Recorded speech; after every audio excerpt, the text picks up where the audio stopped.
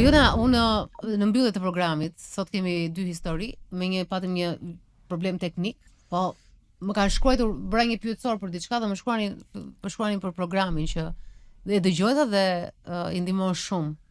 Po. Edhe them, kjo pjesa shumë interesante dhe sa të doja të ishi programe edhe një herë, nuk e di. Kjo pjesa për shembull si rasti i Elës që ti gërmon dhe gjen gjëra të tjera interesante. Edhe thash kjo është pak terapia e vërtet, që duhet gërmosh me ditë të tëra. E të vjen keq se edhe ne pse kemi programin e gjatë, prap nuk është kurrë aq i gjatë sa të kuptosh edhe nën tekstet. Edhe mua më vjen shumë mirë dhe falenderoj njerëzit që po mësojnë dhe janë ndihmuar nga programi, se kanë shkruar. Njëre shkruajti usaj që e shoh këtë program, gjej një traumë time dhe ti thoya mos shif më. Menaxhoj njëra mas tjetrës, jo të gjitha. Po sepse ne zgjedhim tema që i përkasin shumë njerëzve, janë tema ka shumë të tërë, qëse s'kemi pasur ne probleme kunata, ka pas mami jona, ka pas në gjyshja, ka treguar një histori. Për ta mbyllur, pse kjo gjë me femrat më? Ç'a është kjo? Tani ne flasim nusja, kunata edhe vjera. Femra. Nuk preket vjerri apo burri drejt për drejt, ata e kanë normalizuar më shumë situatën. Kryesisht ndonjëherë kur është vjera shumë e keq lavdërojmë është vjeri urt.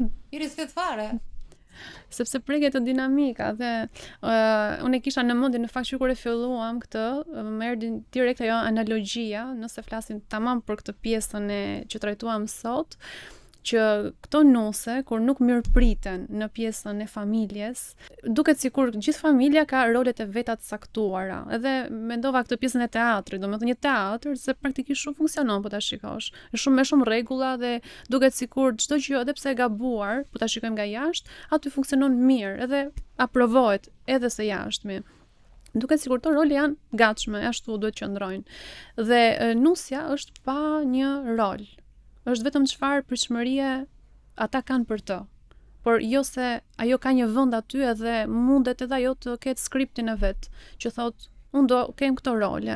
Madje kur futet dhe këto role i bën dikush tjetër, për shembull vjera ose motra që thotë unë kam rritur vllain tim, unë kam pasur të raport me vllain tim, nuk mund ta ndryshoj tani që erdhe ti.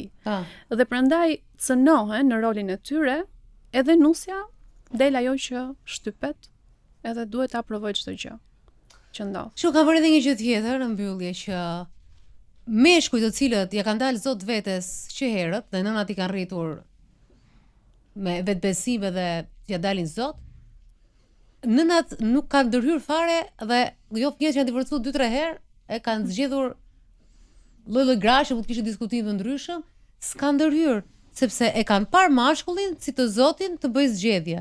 Ka përshtypjen që shumë nga familja nuk e marrin as e përfillin, sepse mënyra se si edukojnë çunin e shtëpisë, se përfillin sigurisht i Zoti. Dhe ai nuk vendos kufi pastaj se kështu është rritur. Është që ti normalizon ndërhyrjen, pra burri në vetvete, ai që ne biseduam në rastin e parë, ai e ka normalizuar që ndërhyrja që bën motra, bën mami i tij, është normale.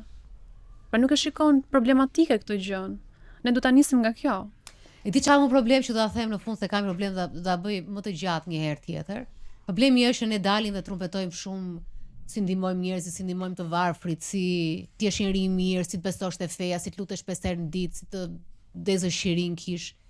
Kemi shumë këtë, e kemi dëshirë të madhe që ta trumpetojmë mirësinë tek njerëzit, si e ndihmove njeriu në rrugë. Por e mirë kuptojmë shumë mirë edhe e pranojmë liksim brenda familjes. Dhe kjo është e tmerrshme.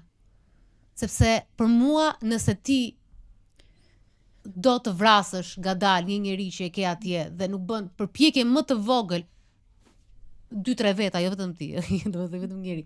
2-3 veta, nuk bëj përpjekja më e vogël për truajtur bërthamën, çdo akt yt i mirë dhe këtë kanë pas gjithmonë probleme, si puna atyre që mbaj shtëpinë pastër dhe hedhin plera nga balkoni.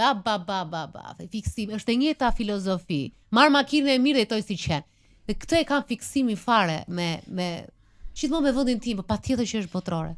Kjo gjëja që jetë cop në familje dhe nga zgjedhjet e tua, nuk po flas për fëmijë që kanë lindur në situatë dhe kanë lindur janë cop, nuk bëjnë asnjë përpjekje, i gjejnë lloj justifikimesh për të dëmtuar, për të ashtu kunata me vjerën, vjera me motrën, motra me burrin e to. Dhe pastaj këtë nga ana tjetër thosh sa të mirë që jam, u shkoj në xhami, u shkoj në kish, u bëj. Është për mua everything është fillon nga gjërat e vogla fare, siç thoshte Nën Tereza. Duhet fillosh nga marrëdhëniet e vogla fare. Dhe marrëdhënia e familjes është marrëdhënie shumë e rëndësishme, sepse siç na njeh dhe siç njohim ne atë familje, dhe siç na shënjon ajo, besoj familja, nuk të shënjon asgjë tjetër në botë. Ato E ke marrë shenjën e parë, ke mbaruar 6 vjeç, ka mbaruar. Deri në 6 vjeç ti je me familjen tënde, iku mbaroi. Nuk je as me shokët e tu të ngushtë, nuk je as në edukimin në shkollën e La Rose në Zvicër, nuk je në asnjë vend, nuk po rritesh as në manastir apo afër Zotit, nuk e di në majtë të Minares. Je me familjen tënde deri 6 vjeç. Është shumë e rëndësishme që të mbahet, prandaj thema e tavolina. Sa mundesh, me shpirtin në përdhëm ndonjëherë, paqen raste abuzive, por duhet të tolerosh, toleranca është everything. Tolero. Dalin ka sjell një gjë shumë të mirë për të reflektuar. Mendoj me këtë që the pak më përpara, që sepse njeriu shikohet se si është natyrën e tij vërtet me familjarët, sepse ato ja tolerojnë çdo lloj gjëje dhe aty shfaqet si ti sillesh me familjen është dhe vetëm se jashtë ne mund të sillen shumë mirë me të tjerët. Po jemi brenda, jemi të tërë me maskë. Pikërisht. Kemi maskën tonë, secili ka një se si do sillen publike, ka vendos. Ne nuk jemi të vetvetja që të sqarohemi. Mund të shërbej për gjithë ne që të reflektojmë se si jemi ne me familjen. Patjetër. Pastaj mund të përcaktohemi si persone. Pra nuk mjafton ajo e jashtë. Jo, është punë realisht. Sepse ti si thua, nëse ke marr mamin si të miqën që 10 vjeç, ashtu do ta marrësh pa dashje, po është punë, është dhe pjekuri, po është dhe punë me veten, duhet punosh. A do të zgjedhësh që se pastaj ti të ikën mami nga jeta, ti fillon qan, po o bubu, o nëna ime, si t'ja bëjmë pa nënën, i bën poezi. Ore ç'a bën ti me nënën çdo ditë? Mos e dëgjoj çmend me poezitë e nënës. Ore çdo ditë ç'a bën ti për nënën tënde?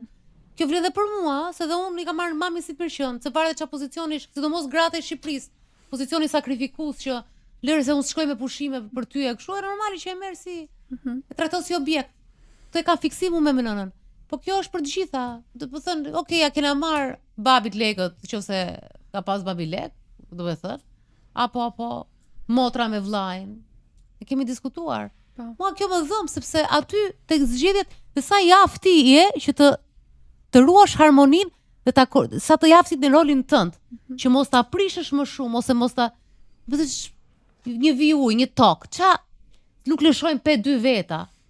Okej, morëm vesh që nëna ju ka rritur, i ka diferencuar ndoshta kur ishit vegjël, as ju ka pa fare, ose ti ke lidhur me një, nuk e di, ke qenë më debule dhe kërkoi dashuri dhe gruaja ta ka se thonë në gjithmonë grua nga Tepelena.